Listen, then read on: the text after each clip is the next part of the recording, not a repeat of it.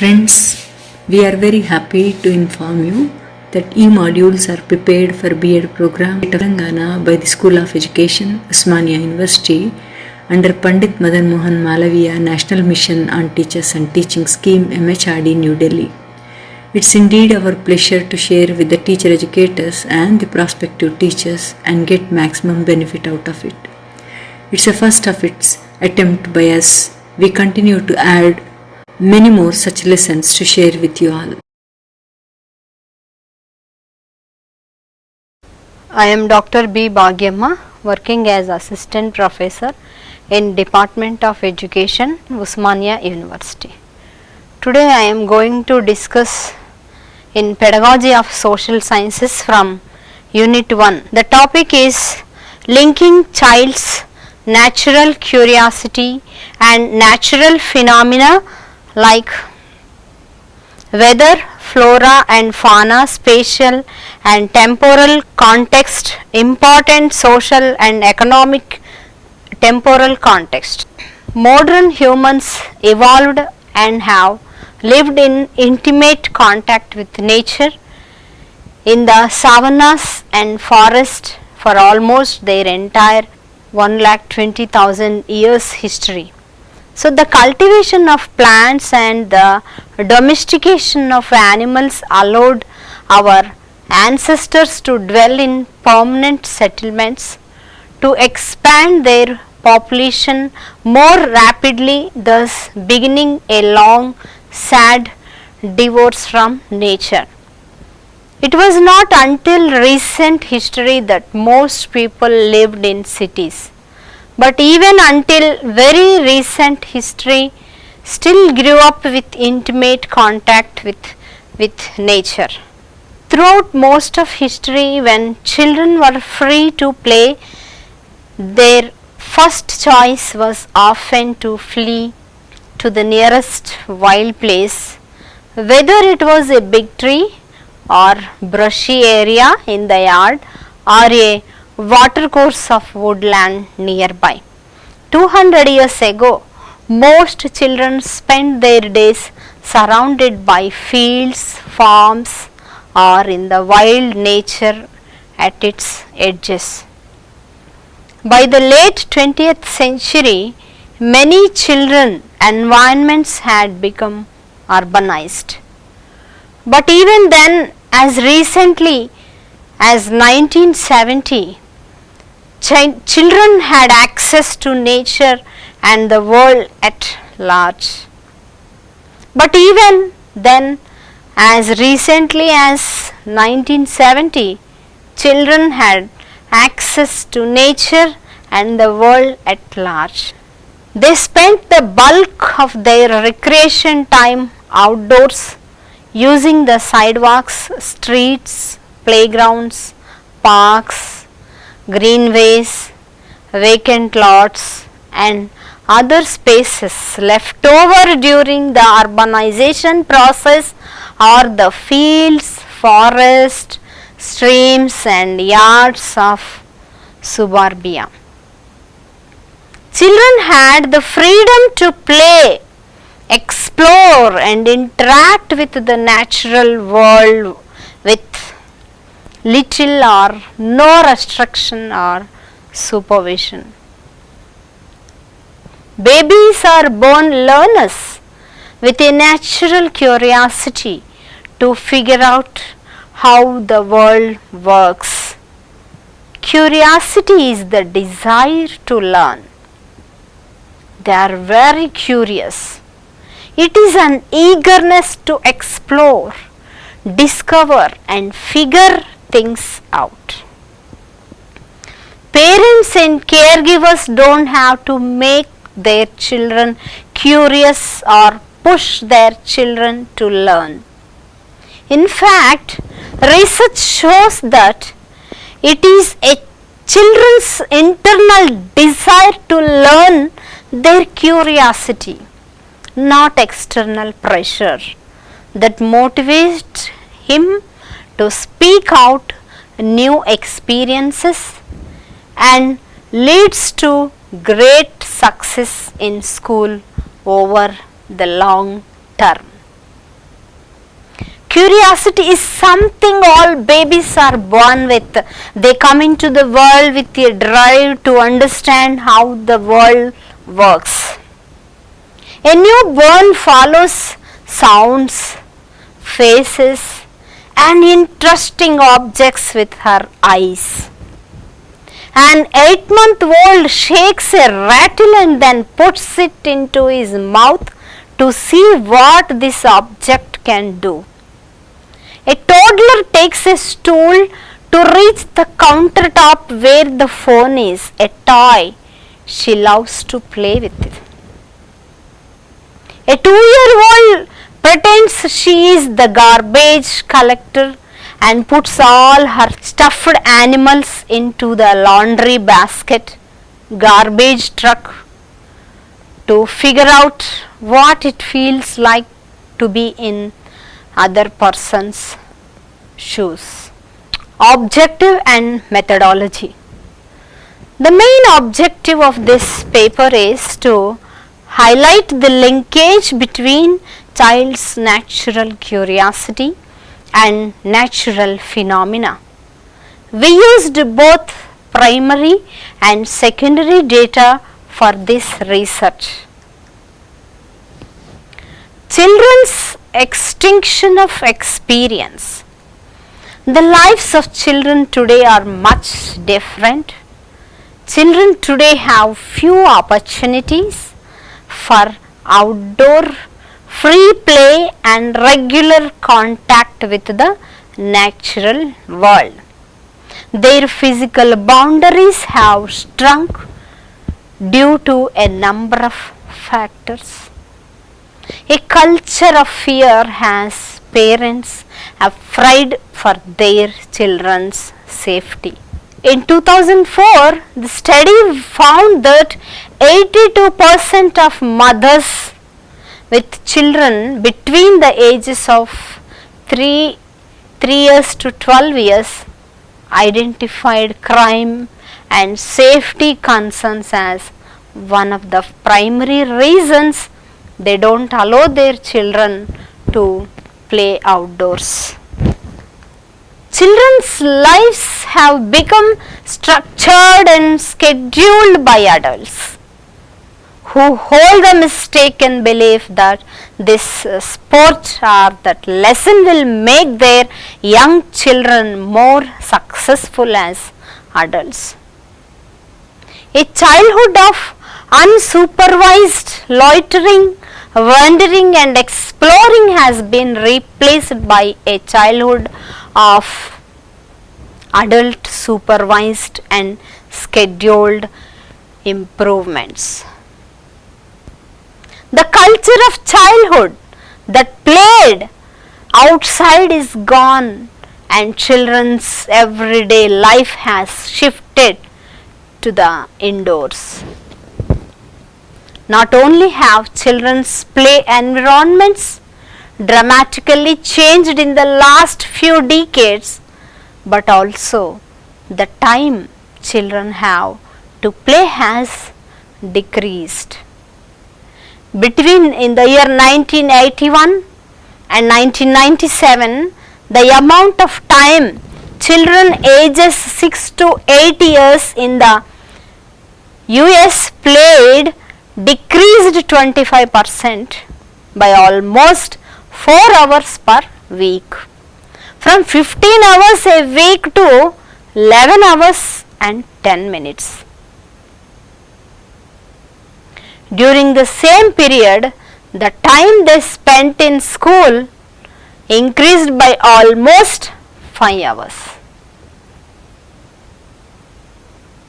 A recent study surveyed mothers and found that 70% of mothers in the US played outdoors every day when they were children, compared with only 31% of their children, and that when the mothers played outdoors, 56% remained outside for 3 or more hours compared to only 22% of their children. We can see this picture, curiosity of child in playground, how the child is enjoying with different instruments, playing. Mediated experience. Today, with children's lives disconnected from the natural world, their experiences are predominantly mediated in media, written language and visual images. The virtual is replacing the real. TV, nature documentaries, National Geographic and other nature TV channels and environmental fundraising appeals are conditioning children to think that nature is exotic, awe-inspiring, and in far, far away places they will never experience. Children are losing the understanding that nature exists in their own backyards and neighborhoods, which further disconnects from knowledge, appreciation of the natural world. Loss of contact with nature is nature's loss. Not only does the loss of children's outdoor play and contact with the natural world negatively impact the growth and development of the whole child and their acquisition of knowledge. It also sets the stage for a continuing loss of the natural environment. The alternative to future generations who value nature is the continued exploitation and destruction of nature. Research is clearly substantiating that an affinity to and love of nature along with a positive environmental ethic grow out of children's regular contact with and play in the natural world. Here we can see the picture. The child is observing the leaf and flower, very inquisitive. School grounds offer hope. With children's access to the outdoors and the natural world becoming increasingly limited or non-existent, child care, kindergarten and schools where children spend 40 to 50 hours per week may be mankind's lost opportunity to reconnect children with the natural world and create a future generation that value and preserve nature. So how the child is enjoying in the school atmosphere. The kids are at school playground. Many authorities believe the window of opportunity for the formation of bonding with and positive attitudes towards the natural environment develops sometime during early and middle childhood and requires regular interaction with nearby nature. Some authorities believe that if children don't develop a sense of respect and caring for the natural environment during the first few years, they are at risk for never developing such attitude. Premature abstraction breeds biophobia. The problem with much environmental education is that it approaches education from an adult's rather than a child's perspective. So children's curiosity with the natural world and unique way of knowing requires discovery and exploratory learning rather than didactic approach. One of the main problems with most environmental education is premature abstraction, teaching children too abstractly. One result of trying to teach children at too early of an age about abstract concepts like rainforest, destruction, acid rain, ozone holes and whale hunting can be dissociation. When we ask children to deal with problems beyond their cognitive abilities, understanding and control, they can become anxious, tune out and develop a phobia to the issues. In the case of environmental issues, biophobia, a fear of the natural world, and ecological problems, a fear of just being outside, can develop. Studying about the loss of rainforests and endangered species may be age appropriate for middle school children, but is development inappropriate for preschool and elementary school students. Discovering children's eco-psychological self. During the preschool years, it is important to help children discover what has been termed as their eco-psychological self, the children's natural sense of self in relation to the natural world. Many authorities believe that due to humans' evolution in the natural world, we possess nature-based genetic coding and instincts, that children are born with a natural sense of relatedness to nature, and this innate and developmental tendency towards empathy, biophobia, affiliation with nature needs to be nurtured starting in the earliest years. Children's instinctive feelings of continuity with nature are demonstrated by the attraction fairy tales set in nature and populated by animal characters have to children. The extent to which an individual believes he or she is a part of nature, their connectiveness to nature has been shown to be correlated with positive environmental attitudes. Young children's sense of self needs to develop in connection with and as part of nature. Research indicates that children's understanding of the relationship of humans to nature is both partially complete and under construction during early childhood.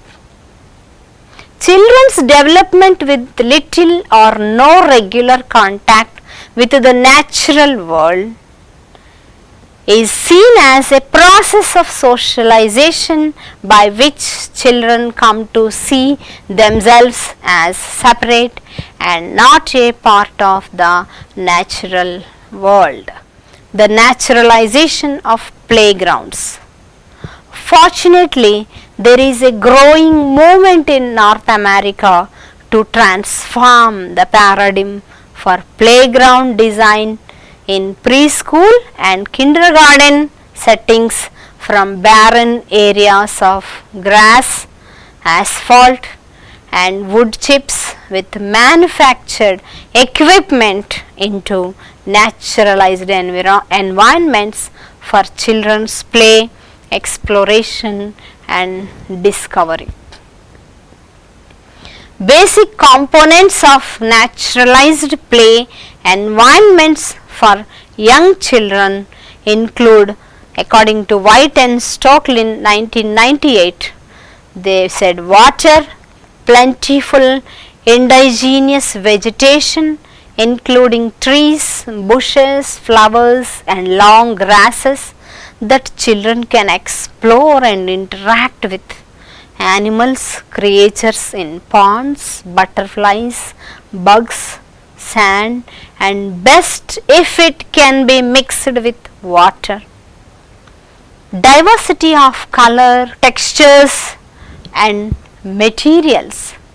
Ways to experience the changing seasons, wind, light, sounds and weather.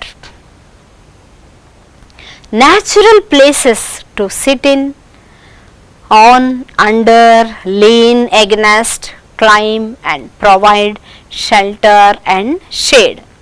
Different levels and nooks and crannies, places that offer socialization, privacy and views. Structures, equipment and materials that can be changed actually are in their imaginations, including plentiful loose parts. Benefits of naturalized playgrounds. Research on natural playgrounds is demonstrating the broad benefits this paradigm shift in playground design and environmental learning has to children by offering them play and learning in naturalized environments. Children learn by constructing their own knowledge about the world, not by memorizing facts. Harvard psychologist Howard Gardner says that scholastic knowledge seems strictly bound to school settings, while outdoor education fosters connected knowing, where education is part of rather than separate from life. The combination of both formal learning and informal positive experiences in the naturalized environments were found most associated with the development of children's environmentally responded behaviors.